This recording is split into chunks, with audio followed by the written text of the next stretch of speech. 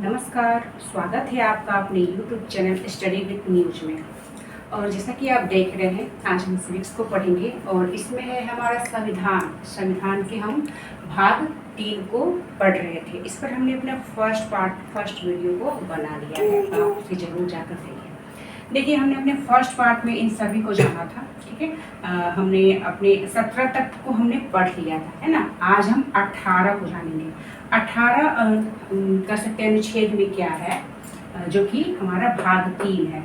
18 बताता है उपाधियों का अंत, उपाधि का अंत। देखिए पहले क्या होता था ना, किसी व्यक्ति को, अंग्रेज भी ऐसा करते थे, अंग्रेज वो किसी व्यक्ति को सर की उपाधि, सार्जेंट की उपाधि, है ना, नाइटहुड की उपाधि, ये सभी दिया करते थे। तो इन सभी उपाधियों को बंद कर दिया गया है।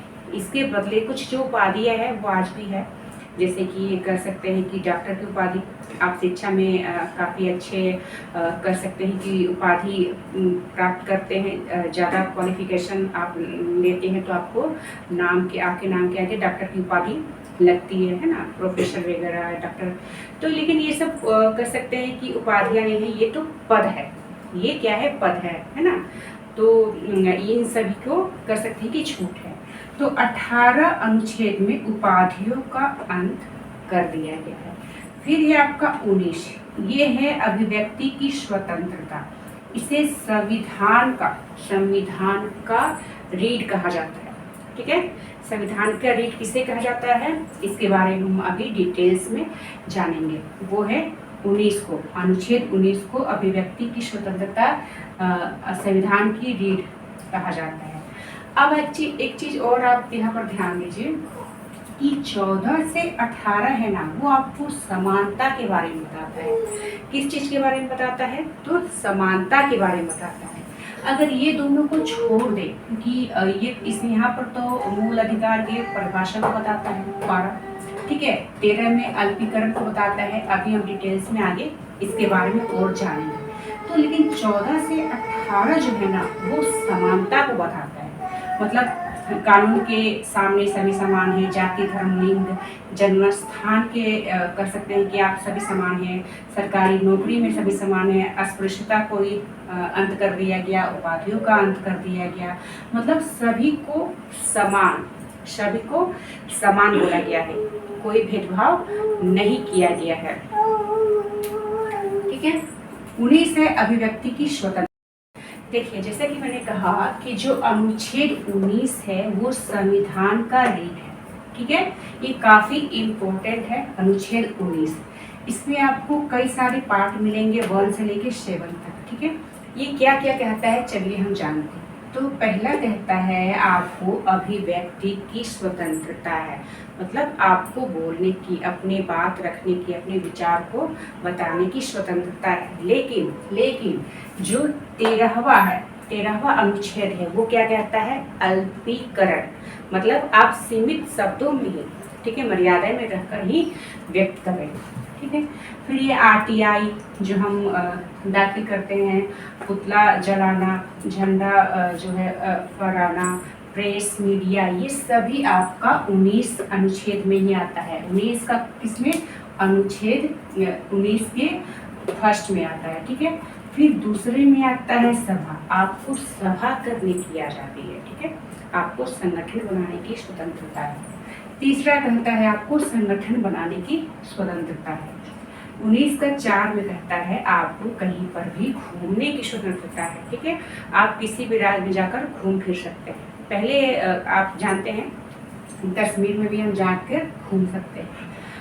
5वां कहता है आपको बसने की स्वतंत्रता है, ठीक है। कहीं आप घूमने गए, आपको वो जगह अच्छी लगी तो आप वहाँ पर बस सकते हैं। कश्मीर में पहले ऐसा नहीं था, लेकिन अब इसकी भी आज़ादी वहाँ पर मिल चुकी है।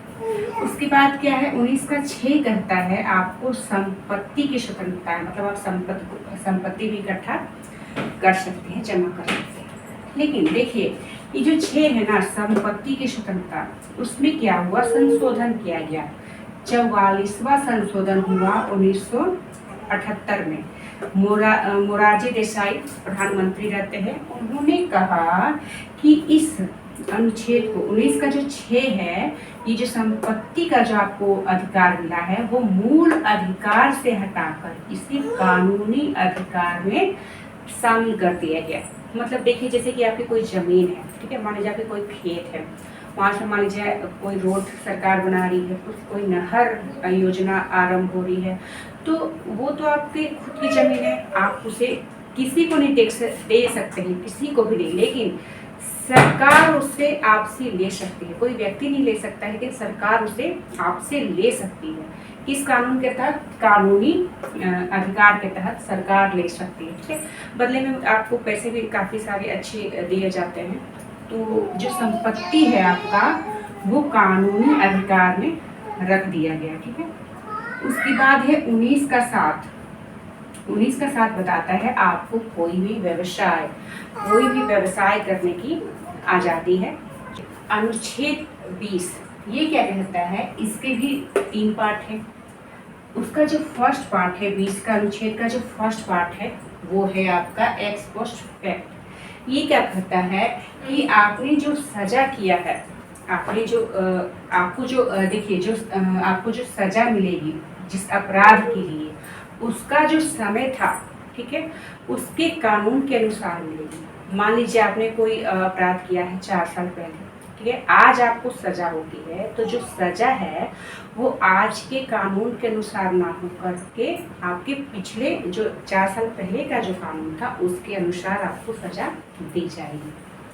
दूसरा क्या कहता है कि डबल थ्रेड ये क्या कहता है? एक अपराध के लिए आपको एक बार ही सजा मिलेगी। ऐसा नहीं है कि आज आपने एक अपराध किया है, आज भी उसकी सजा मिलेगी, फिर आपको 4 साल के बाद मिलेगी। ऐसा नहीं है, एक अपराध की सजा एक ही बार आपको मिलेगी। तीसरा क्या कहता है?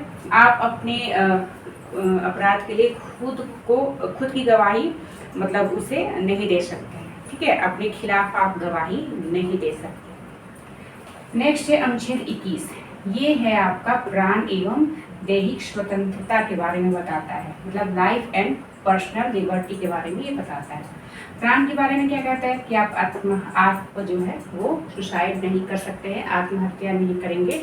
अगर आप कोशिश करते हैं, ठीक है, तो आपको इसमें आपको सजा मिलेगी। अगर आप किसी दूसरे को उकसाते हैं सुसाइड करने के लिए, तो उसमें भी आपको सजा मिलेगी। पर्यावरण को आप कोई नुकसान नहीं पहुंचाएंगे, ठीक है। सीट बेल्ट, हेलमेट पहनकर आप अपना मतलब सेफ्टी रखना है। तो ये सभी आपको अनुच्छेद 21 में आपको बताता है। नेक्स्ट क्या कहता है?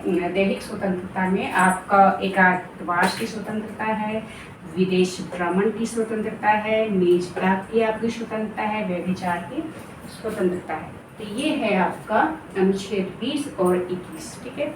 आज के लिए इतना ही। नेक्स्ट वीडियो में हम अनुच्छेद 22 को पढ़ेंगे। तब तक के लिए धन्यवाद।